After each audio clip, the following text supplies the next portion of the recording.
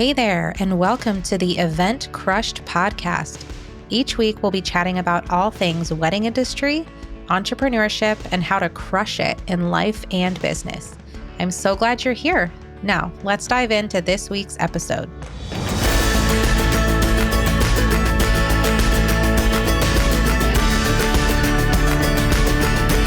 Hello, and welcome back to the Event Crushed podcast. This is episode 66, which is pretty wild. We're coming up on 70 episodes we are approaching, and it is just so wild to me that we are already this many episodes in. So thank you for tuning in each week and for listening and sharing with your friends. It means the world to me, and I have so much fun with this podcast and getting to have amazing guests on and getting to hear from listeners. So just thank you for supporting the show. It is appreciated more than you know. Today, I am here for a solo episode, and we are going to talk about something that we all deal with, and that is when a potential client decides to go in another direction and they book one of our competitors or somebody else to provide the product or service instead of us. And no one is exempt from this. This truly does happen to all of us. And it's just part of owning a business. And it's part of being in the wedding industry because there are so many amazing people that can provide that product or service. And there's more competition than ever, I believe. So because there are so many incredible planners and amazing photographers and just talented florists in all vendor categories, there are so many wonderful companies and people to choose from. So it's harder than ever for couples to narrow it down and find the right person, but they need to. They need to find the person that they connect with the best, that fits within their budget, that provides the service that they're looking for. But of course, that means at the end of the day, they're going to have to say no to certain people.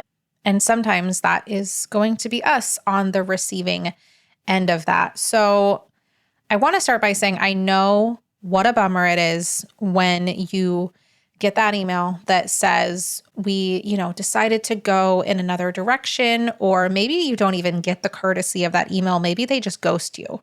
And that's even worse because you're like, hey, I put in the time and effort to start to form this relationship with you, and now you're not even telling me what's going on. And so you start to wonder in the back of your head, what did I do wrong? Where did I drop the ball here? And most of the time, it's not because you did anything wrong. But I just want to start by saying that the feelings that you have when you see that no or hear that no are totally normal.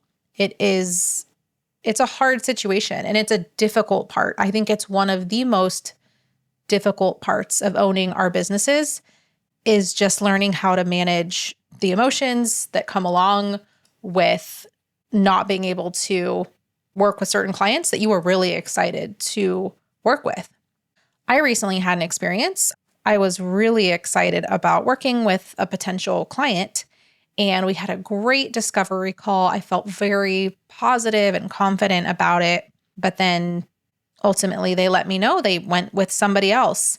And the most recent time I was at home doing a garage sale this past weekend, actually. And I don't normally read a lot of emails on my phone because I don't want to open something up if I can't respond to it in the moment. So I usually wait till I can get back to my computer to fully read an email or even to click to open emails. But in this moment, I was in my garage and I was organizing something for the garage sale.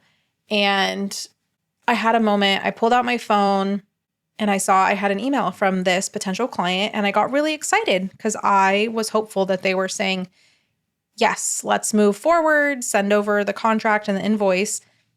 So I decided to open the email in that moment, and then it was not what I was expecting. And I should not have opened it because it completely just bummed me out.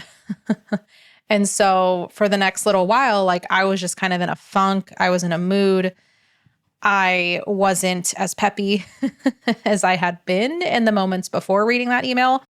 And so it was just bad timing. I should have waited. I should not have opened it when I did, but alas, it was one of those moments where, you just get bummer news and you still have to go on with your day, go on with your life. All of this to say that I know how it feels. This happens to me just like it happens to anyone else. The important thing, though, is to not dwell in those feelings and those emotions, and to use it to motivate us to improve and provide a better experience the next time so that hopefully the next one does go with us. What we need to remember is that a no isn't always about us. It doesn't mean that the couple didn't like us. It doesn't mean that they think we are not capable. It doesn't mean that they think we're not good enough or that we wouldn't do a good job for them. A lot of times it has nothing to do with any of that. And it very well could be a budget-related reason.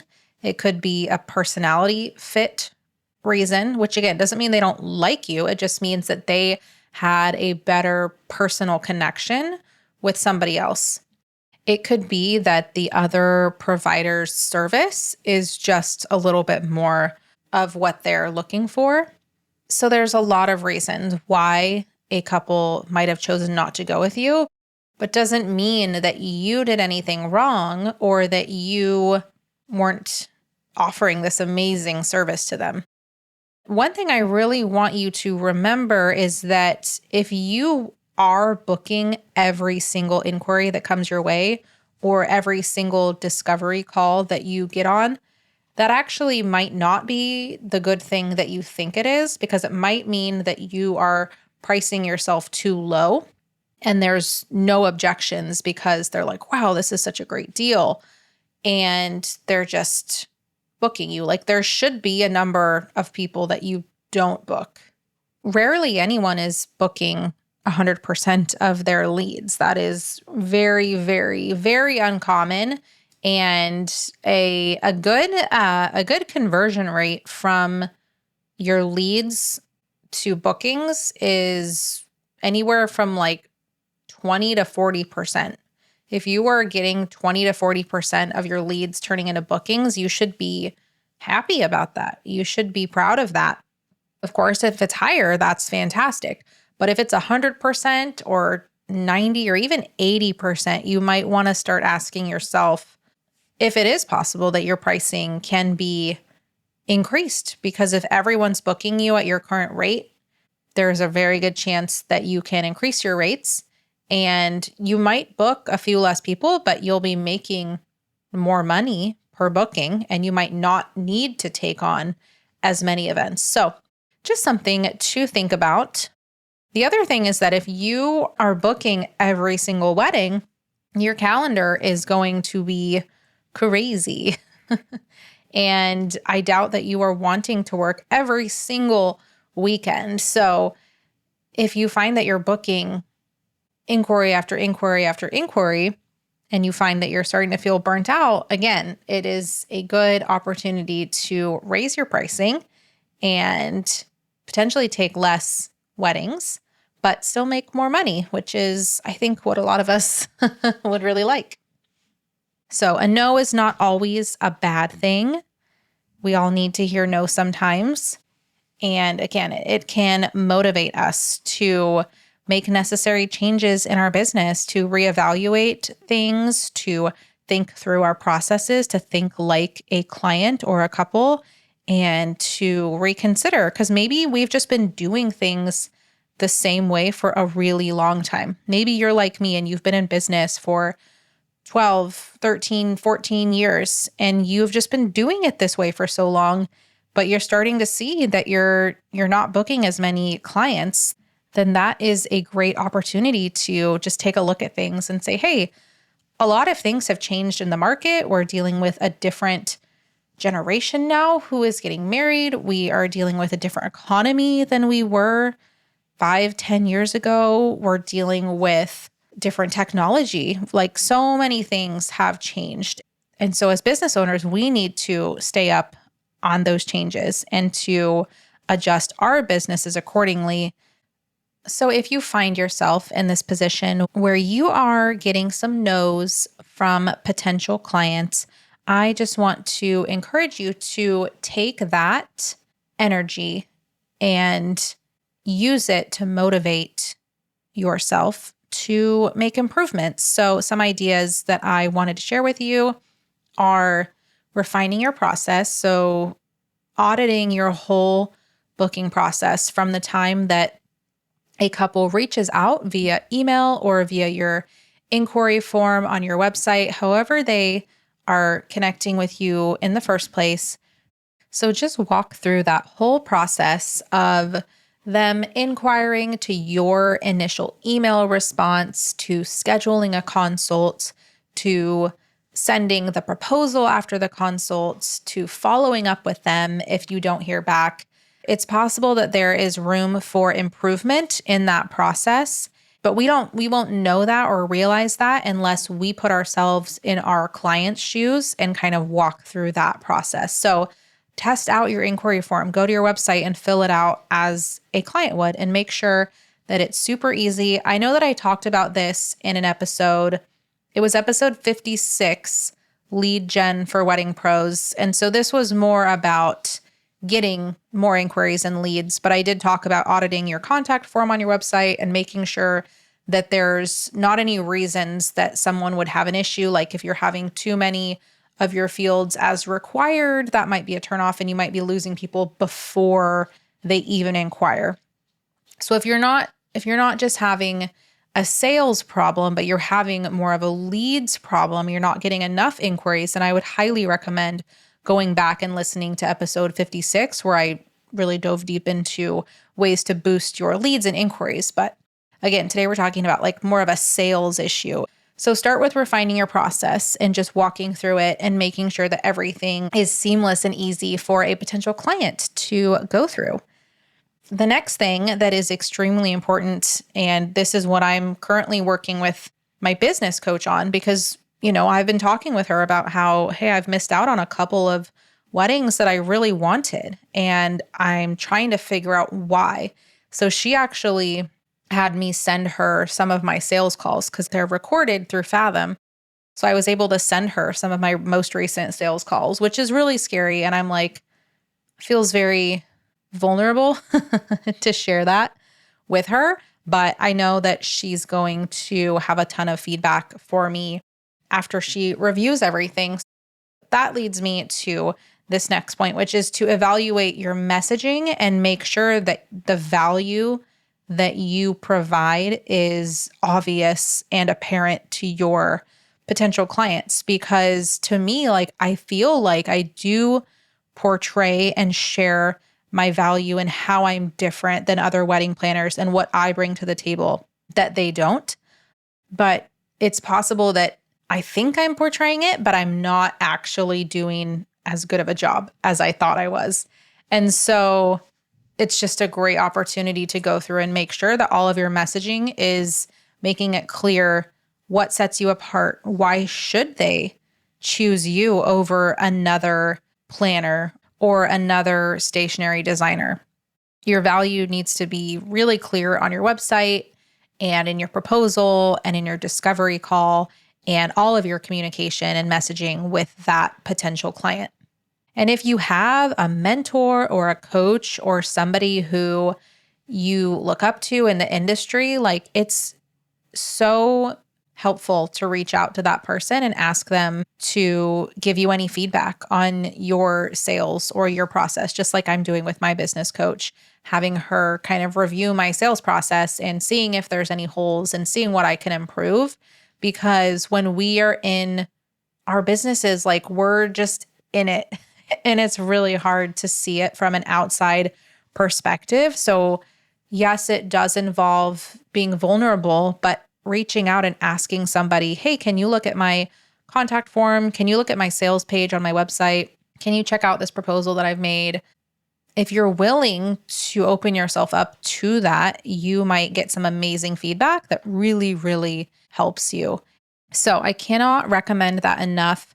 Another thing I want to mention is that every inquiry that you receive should be celebrated, whether they end up booking you or not, because obviously you're doing something right. If they reached out to you and then if they went ahead and booked a call with you, like you are doing something right. Even if ultimately they decided to go with somebody else, your website, your online presence, your personality made them want to reach out to you. And so that is a big win.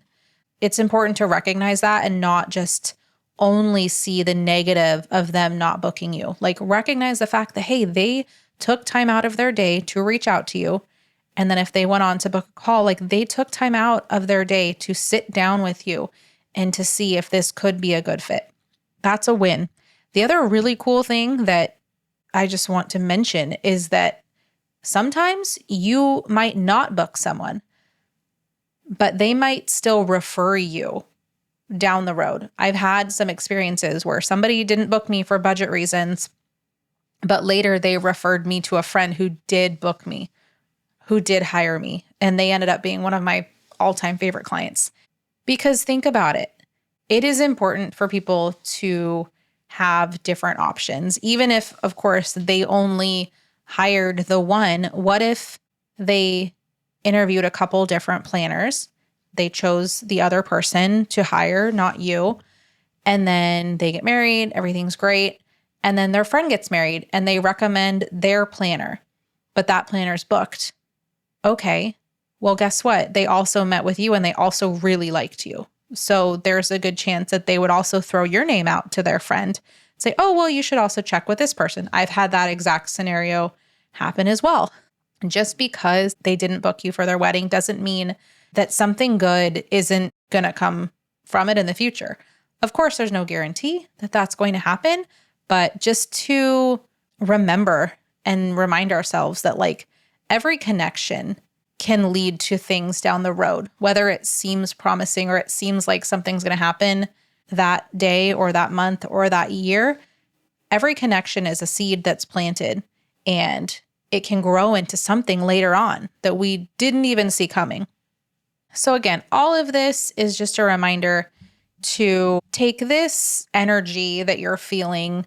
First, it might be kind of negative energy, but if you can harness that into a positive energy to motivate yourself to make some changes in your business so that you are not losing out on clients as often, so that you can really portray your value and make sure people know all that you have to offer so that you're getting more yeses. It is so worth it. And that wouldn't happen if we didn't get some no's from time to time. We wouldn't have that motivation. We would just be feeling like, wow, I guess I'm amazing because everybody says yes to me. An abundance mindset is so important as a business owner, and especially in the wedding industry, because as we've talked about before, there is more competition than ever right now. I don't say that to stress you out or to make you worried. It's just the reality of the world that we're living in right now. It's easier than ever to become a photographer, to become a planner, to start a wedding business. It's easier than ever to do that with the amount of education, with the amount of free podcasts like this one, with the amount of people offering coaching and mentoring services. Like it is not that hard to get started in the wedding industry. I think it is hard to make it and to continue on, but it's not that hard to get started. So a lot of people are doing it. And we need to remember that, yes, there is more competition right now. There are more people in the wedding industry than there have been in the past. But there's also people getting married all the time who need the specific service that you have to offer and that will mesh with your personality and that are looking for the product or the service that only you can provide for them. So yes, there is a lot of competition, but there's only one you. And it's so important to remember what you bring to the table that nobody else can. It's not your systems or your workflows or your website or your marketing. It's you as a person, your unique traits, your unique personality, the way that you handle situations, the way that you stay calm on a wedding day, your humor, your fun-loving personality. I mean, who knows what it is, but it's only you have it. And that's so special. People might be able to copy parts of your business or copy how you do things, but they will never be able to copy who you are. Just a reminder, I know I need to hear that sometimes, so hopefully that's helpful for somebody. Another thing I want to mention here is something I've talked about on the podcast a lot, so this will be no surprise, but just the importance of building relationships with other people in your direct market in the same field as you. So if you're a videographer, having a relationship with other videographers who can refer business to each other. Because again, most of us can only do one wedding in a weekend, certainly only one wedding in a day. So when we get these inquiries and we're not available, we're referring other people for that couple. And when somebody gets a referral, they are so much more likely to book that person. If someone's just Googling caterers and they're just clicking on the first 3 websites to come up and then they reach out to them, that's fine. They might book one of those people.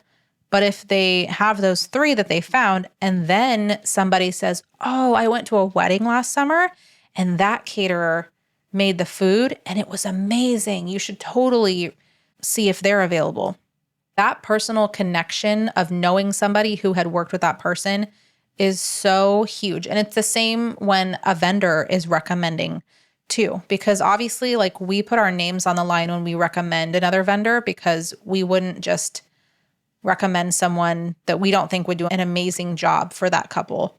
So there's a lot of trust there. And I think when a potential client sees a vendor recommending another vendor in their same field, they're going to take that really seriously. And they're going to go, oh, wow, this planner recommended this other planner, so they must be good if she's recommending them. So just something to think about. If you don't already have relationships with other vendors in your area, that is something I would highly, highly encourage so that you can return the favor. You can do the same thing for them. And it builds camaraderie. It builds community. It helps out those potential clients when we're booked rather than just leaving them hanging and being like, I'm not available. Sorry, bye. Being like, hey, I'm not, but here's these 3 other great people that I would recommend for you. That just goes such a long way.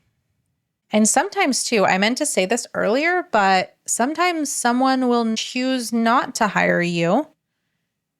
And then something might happen and they come back later realizing that they should have hired you initially. I had that happen actually this summer, but when they came back, I was no longer available on their date. So I wasn't able to help them, sadly. So that is why, like, also handling everything graciously and staying positive in our communication. This is just kind of a random thought that I just had. But if you kind of had gone through this process with a potential client where they reached out, you're available, you schedule a discovery call, everything goes great, you send the proposal, and then they decided to go with somebody else. If you handled that in any kind of a negative way, or even if you just like didn't respond to their email when they got back to you, or if you were like, okay, whatever, and like didn't send them referrals, I don't know. Like if you handled it in a negative way, that couple is not going to come back to you if something happens with their vendor. Because things happen with vendors, right? Like people fire vendors for various reasons. Sometimes vendors have to cancel for various reasons. I mean, we've all seen things. We all know that it happens. And so keeping that relationship, ending it on a super positive note, I mean, to just be like a kind and courteous person is the main thing. But there is a chance that they could come back someday. Or again, they could refer a friend someday. So just a reminder, I can't imagine that people are like responding negatively to those emails or anything, but I think we just never know what's coming down the pipeline. And again, just how these seemingly very small interactions via email or text could spiral into something really great that we didn't even see coming. My point is just be kind, be courteous in all of your communications, even when you're bummed out. Just be gracious and thank you so much for considering me. Like, there are so many amazing planners where I am. So anytime a couple wants to meet with me or ultimately wants to book me, like, I just feel so much gratitude because I'm like, wow, they picked me when they had all these other incredible choices too. Again, just a reminder how our everyday interactions can affect future outcomes. Okay. Well, in wrapping up, I just want to remind you that a no is not a personal failure. It's often a sign that you may not be aligned with the potential client in pricing, values, or services provided, but it doesn't mean that you did anything wrong. It doesn't mean that you are bad at your job. Nothing like that. So what I want to wrap up with is that receiving a no from a potential client is not a personal failure. There's so much we can learn from it. And one thing that I've been doing is asking, just straight up asking potential clients who decided not to hire me. I just ask them, I say, hey, thanks so much for letting me know. I really appreciate it, which, side note, I genuinely do, because oftentimes, we get ghosted. So when a couple does reach back out and say, oh, I'm so sorry, we decided to go in another direction, like it does mean a lot to me. But I let them know that I appreciate them telling me. And then I ask them if they're comfortable sharing what the reason was that they went in another direction. Was it budget related? Was it personality? Was it the services that are being provided? And it is so helpful when they respond and they say, yeah, actually, it was just a budget thing. We just, found somebody more affordable, or anything they can share is so helpful. And again, I know that it opens us up to potential negative feedback, and it feels very vulnerable to ask somebody like, why didn't you book me? But I think it's worth it to put yourself out there and just ask. And again, that's something I've only started doing like in the last few months. I've done it in the past on occasion, but I've been doing it consistently because I just want to know, like, everything we do can be market research and can improve our businesses. So why not ask? Like, we're not losing anything. We already lost out on the sale. So we're not going to lose anything by asking why we lost the sale. So that would be my encouragement to you, and to not let a no cause you to feel defeated or like a failure or like you're not good enough, because you are doing an amazing job. You have so much to offer, and we all hear no at times, and we just need to see how we can learn from it and use it to improve our businesses. All right, well, that is today's episode, but I have two important announcements/reminders. One is that the Book More Wedding Summit is coming up August 18th through the 22nd. And there are 46 amazing wedding pro industry speakers on so many incredible topics. I was counting the number of people who have been on my show. There's at least 10 people speaking who have been on the Event Crushed podcast. So you are going to get so much out of this conference. It is such an incredible opportunity, free opportunity to just learn and grow. And it's so insightful. There's so much value. And also, too, I haven't said this before, but if you upgrade to the Power Pack, you get access to digital products and tools from so many of the speakers who are participating, including my lead tracker that I created. That's a part of the upgrade. So if you upgrade to the Power Pack, you will get the lead tracker and so many other amazing tools and resources. So highly, highly recommend. you can sign up at eventcrush.com/summit, and I will also link that in the show notes. And if you happen to be a local wedding professional to Oregon, me and several other wedding planners and amazing wedding pros are putting on a party on October 16th. It's called Unveiled, a night out for wedding pros, and it's just going to be so much fun. We're having everyone dress in white because as wedding pros, we never get to wear white. We're going to have tacos and margaritas. There's going to be live watercolor portraits from Danison with bow tie and brush, who I've had on the podcast before. We are going to have a photo booth. We're going to have delicious desserts. And of course, we're going to have dancing.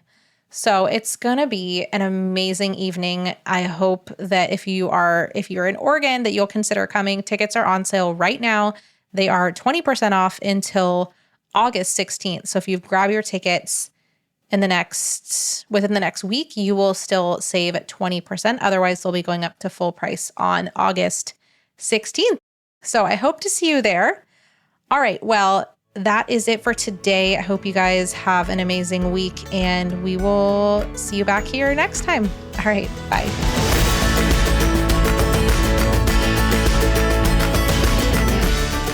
Thank you so much for tuning in to this week's episode of the Event Crushed podcast.